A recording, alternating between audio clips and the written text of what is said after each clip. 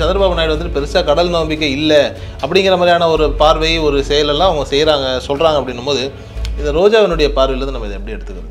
கேவலமான கீழ்த்தரமான அரசியலை கலந்து அதை வந்து அசிங்கப்படுத்துவது என்பது நிச்சயமாக அவங்க வந்து துன்பச்செல்லில் தூக்கு மாட்டிட்டு சாகலாம். பவன் கல்யாணுக்கு வந்துட்டு கார்த்தி மன்னிப்பு கேட்டார்ல, இதை நீங்கள் எப்படி பார்க்குறீங்க? கூத்தாடிங்க இவனுங்களுக்கு அவனுங்களுக்கு ஏதாவது உறவு இருக்கலாம் மேபி. அவங்க சினிமா நடிகர்கள் கூத்தாடிகள்னு சொல்கிறது கூட அவ்வளோ ஒன்றும் ஒரு நாகரிகமாக இல்லை. கூத்தாடின்னு சொன்னால் அசிங்கமான வார்த்தையா? தமிழ் சொல்லுங்க. அது தமிழ் சொல்லுதான். ஆனால் இப்போ கொஞ்ச காலமாக அதை பயன்படுத்துறதுங்கிறதே கொஞ்சம் எள்ளி நகையாடுற மாதிரியான நிலைகளை தான் அதை பயன்படுத்துகிறாங்க. தியாகராஜ பாகவதருக்கு பேர் என்ன? கூத்தாடி தான். கூத்தாடி தியாகராஜ பாகவதர் தான் போஸ்டர்லேயே போடுவான். அப்போ அவரெல்லாம் அசிங்கமான நபர் அவர். நீங்கள் சொல்லும்போது எப்படின்னா கூத்தாடி அப்படின்ற மாதிரி சொல்கிறீங்க? இல்லை இல்லை, அதாவது இவனுங்க ரெண்டு பேருமே கூத்தாடிகள். இப்போ என்னன்னு சொன்னீங்கன்னா நாளைக்கு வந்து எல்லா கூத்தாடிகளுக்கு மொழி கிழியெல்லாம் அவனுங்க பார்க்க மாட்டானுங்க. ஆமாம், கலைக்கு மொழியே இல்லை. கலைக்கு மொழி இல்லைன்னு ஒரு விவேக்கான ஒன்று பேசிடுவானுங்க. காசு கொடுத்தா எங்கனோ போய் நடிப்பானுங்க. இப்போ வந்து சமீபத்தில் கூட வந்து கேரளா சினிமா துறையில் வந்து ஹேமா கமிட்டி வச்சாங்க. அதில் நடிகர் பேரெல்லாம் வந்து சொல்லி நிறைய நடிகர்களை கைது பண்ணியிருக்காங்க. இப்போ என்ன மண்ணாங்கட்டி நிரூபிக்க முடியும்? எந்த நீதிமன்றத்தை நிரூபிக்க முடியும்? எதுலையுமே பண்ண முடியாது. ஆனால் இப்போ தான் பெண்களே இத்தனை வருஷம் கழிச்சு வெளியில் வந்து சொல்ல ஆரம்பிச்சிருக்காங்க. அவங்கள கூட சொல்லக்கூடாது அப்படின்னா அப்போ என்றைக்கு தான்? நான் சொல்லக்கூடாதுன்னு சொல்லுங்க. நடந்த அடுத்த நிமிஷமே வந்து சொல்லுங்கன்றேன். இப்போ சின்மாயை வந்து வைரமுத்து சீண்டனாரா? சீண்டும் போதே சொல்லியிருக்கணும். இப்போ சொன்னோன்னா நமக்கு வாய்ப்பு இல்லாமல் போயிடும். அதுக்கெல்லாம் அட்ஜஸ்ட் பண்ணணும்னு அட்ஜஸ்ட் பண்ணி முழுக்க அனுபவித்து 1க்கு 4 பில்டிங் வாங்கி சொத்தெல்லாம் சேர்த்துட்டு இப்போ ரிட்டையர்ட் ஆகி வீட்டில் உட்காந்துருக்கும்போது சும்மா இல்லாமல் மீ டூ கீ டூன்னு போட்டுக்கிட்டு என்ன பிறகு.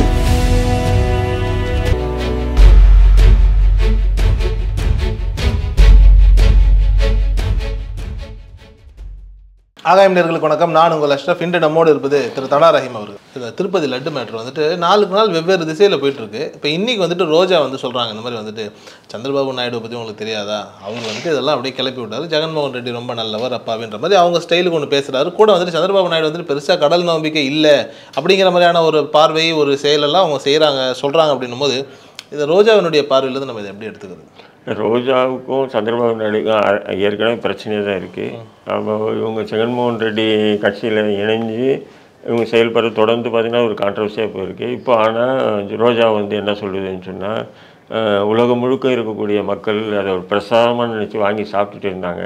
இப்போ சாப்பிட்ற மக்களுக்கே வந்து இவங்களுடைய கீழ்த்தரமான அருவறுக்கத்தக்க அரசியலில் வந்து அதில் வந்து இது அந்த பீஃபினுடைய மாட்டினுடைய கொழுப்பு இருக்குதுன்னு சொன்னதுனால அந்த மக்கள் எல்லாம் வந்து அதிருப்தியில் இருக்காங்க. அதனால் வந்து சந்திரபாபு நாயுடுக்கு வந்து கடவுள் பக்தியே இல்லை. பாருங்கள், கடவுள் படத்துக்கு கிட்டேயே வந்து செருப்போடு நிற்கிறாரு, ஷூவோடு நிற்கிறாரு, கோயிலுக்குள்ளே போகிறார், ஷூவோடு தான் போகிறாரு. பாருங்கள், இவர் கடவுள் பக்தின்றதே இல்லை. இவர் வந்து ஜெகன்மோகன் ரெட்டி மீது என்ன குற்றச்சாட்டு வைக்கணும்? ஆக இவர் வந்து முழுக்க வந்து கடவுள் பக்தி அற்ற நபர். இந்த பிரசாதத்தை வந்து நாசமாக்கணுன்றது தான் மக்கள் விரும்பி சாப்பிடக்கூடிய இந்த பிரசாதத்தை எந்த மக்களும் வாங்கக்கூடாதுன்றதுக்கினுடைய திட்டத்தினுடைய எதிரொலியாக தான் இவர் இப்படி ஒரு பிரச்சாரத்தை கலப்புறாரு. அது வந்து ஜெகன்மோகன் ரெட்டி மீது குழப்பத்தை ஏற்படுத்துறாரு. ஃபஸ்ட்டு பாருங்கள், நந்தினி நெய்யில் தான் வாங்கினாங்கன்னு சொல்கிறாங்க. அப்போ இவங்க ஆட்சியில் என்ன வாங்கியிருக்காங்கன்றது அந்த டீட்டெயில்ஸ் எல்லாம் எடுத்து காமிக்குது ரோஜா, இல்லைங்களா? இன்னொரு பக்கம் பவன் கல்யாணம் வந்து என்ன சொல்கிறார், சனாதனத்தை காக்க வேண்டிய கடமை நமக்கு இருக்குது அப்படின்றாரு. அவரை பற்றியும் இன்னொருத்தர் என்ன சொல்கிறார், ஆமாம்மா இவர் சனாதனத்தை பாதுகாக்கக்கூடிய கதாநாயகன் தான் இவர்.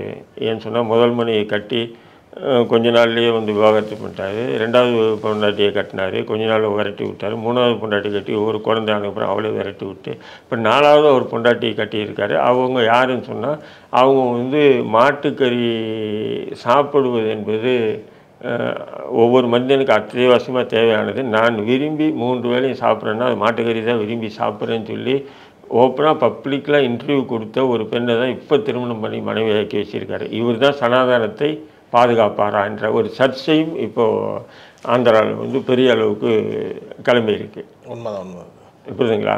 அப்போது ஆக மொத்தம் வந்து அதான் சொல்கிறேன், மக்கள் எந்த மக்களாக இருக்கட்டும், ஒரு மக்கள் பிரசாதமாக நினச்சி அதை ஒரு பக்தியோடு வாங்கி சாப்பிடக்கூடிய விஷயத்தில் கேவலமான கீழ்த்தரமான அரசியலை கலந்து அதை வந்து அசிங்கப்படுத்துவது என்பது நிச்சயமாக அவங்க வந்து துன்பச்செல்லில் தூக்கு மாட்டிட்டு சாகலாம். சிறப்பு சார், சிறப்பு. பவன் கல்யாணுக்கு வந்துட்டு கார்த்தி மன்னிப்பு கேட்டார்ல, இதை நீங்கள் எப்படி பார்க்குறீங்க? கூத்தாடிங்க, இவனுங்களுக்கு அவனுங்களுக்கு ஏதாவது உறவு இருக்கலாம் மேபி, புரியுதுங்களா? நாளைக்கு வந்து நம்ம மன்னிப்பு கேட்கலன்னா நமக்கு ஆந்திராவில் வந்து நமக்கு கிடைக்கும். ஏன்னா கூத்தாடிகள் தானே, எங்கே வேணா போய் நடிப்பானுங்க.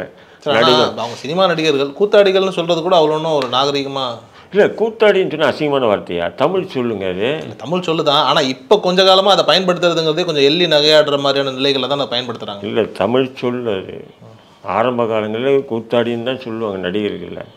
இப்போ தான் நவீனமாக நடிகர்ன்றாங்க. அப்போ கூத்தாடின்றது அசிங்கமான அருவருக்கத்தக்க வார்த்தையாக இருந்ததுன்னா அதுக்கு முன்னாடி பயன்படுத்தக்கூடிய பாகவதா, அவர் பேர் என்ன, தியாகராஜ பாகவதருக்கு பேர் என்ன, கூத்தாடி தான். கூத்தாடி தியாகராஜ பாகவதர்னு தான் போஸ்டர்லேயே போடுவான். அப்போ அவரெல்லாம் அசிங்கமான நபர் அவர். நீங்கள் அப்படி நினச்சிட்டு இருக்கீங்க, நடிகர்னு ஸ்டைலாக சொல்லணும்னு நினைக்கிறீங்க.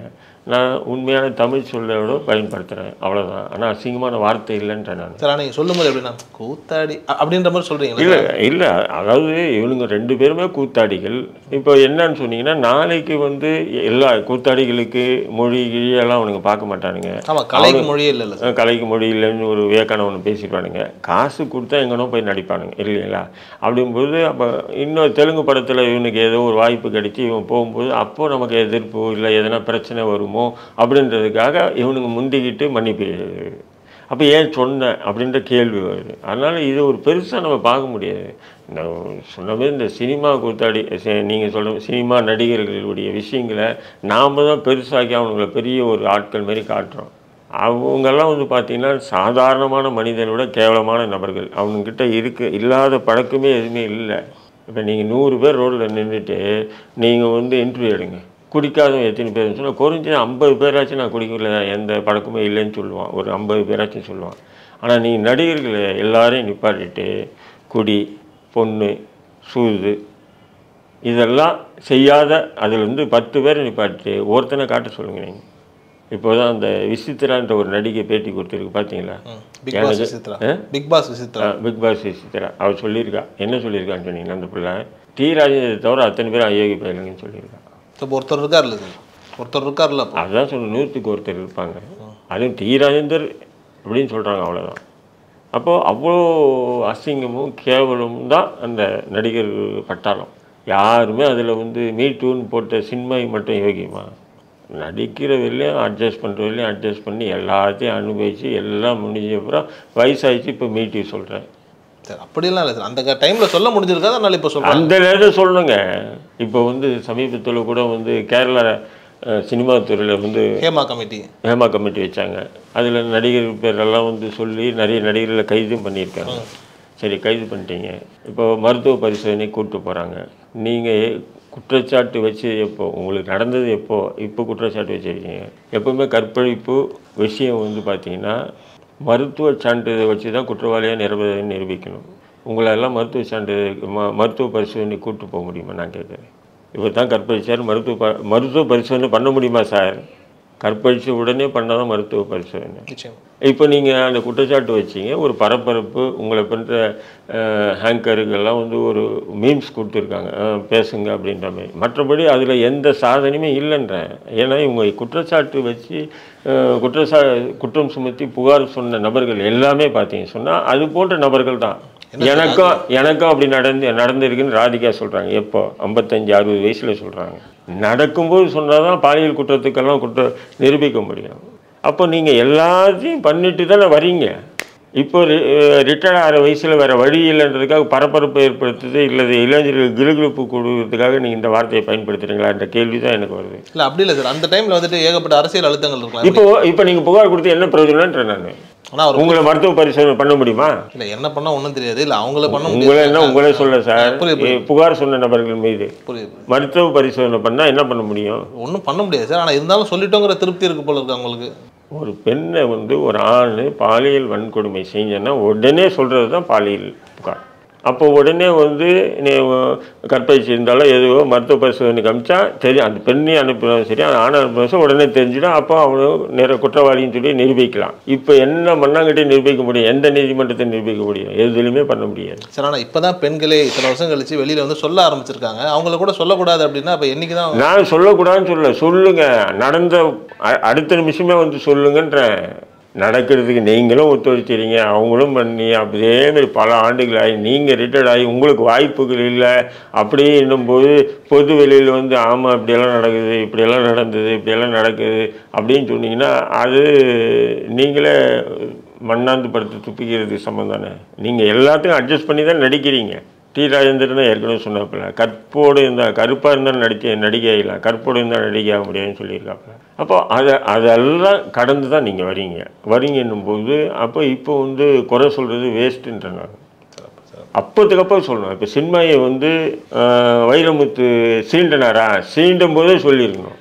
ஆனால் நீ சீண்டும் போது என்னென்னா இப்போ சொன்னோன்னா நமக்கு வாய்ப்பு இல்லாமல் போயிடும், அதுக்கெல்லாம் அட்ஜஸ்ட் பண்ணணும்னு அட்ஜஸ்ட் பண்ணி முழுக்க அனுபவித்து 1க்கு 4 பில்டிங் வாங்கி சொத்தெல்லாம் சேர்த்துட்டு இப்போ ரிட்டையர்ட் ஆகி வீட்டில் உட்காந்துருக்கும்போது சும்மா இல்லாமல் மீ டூ கீ டூன்னு போட்டுக்கிட்டு என்ன பிரயோஜனம்? இல்லை அப்படிலாம் இல்லை. இப்போ கூட அவங்க தெலுங்குலாம் நிறைய படங்கள் பண்ணிட்டு தானே சொல்லிருக்காங்க. ரிட்டையர்ட்லாம் ஆகல, இப்போ வந்துட்டு அவங்களுக்கு சொல்கிறதுக்கான ஒரு வாய்ப்பு கிடச்சிருக்கு, அதை சொல்கிறாங்க. அப்படி தானே எப்போவுமே குற்றம் நடந்த உடனே சொல்கிறது தான் அந்த புகாருக்கு வலு சேர்க்கும்.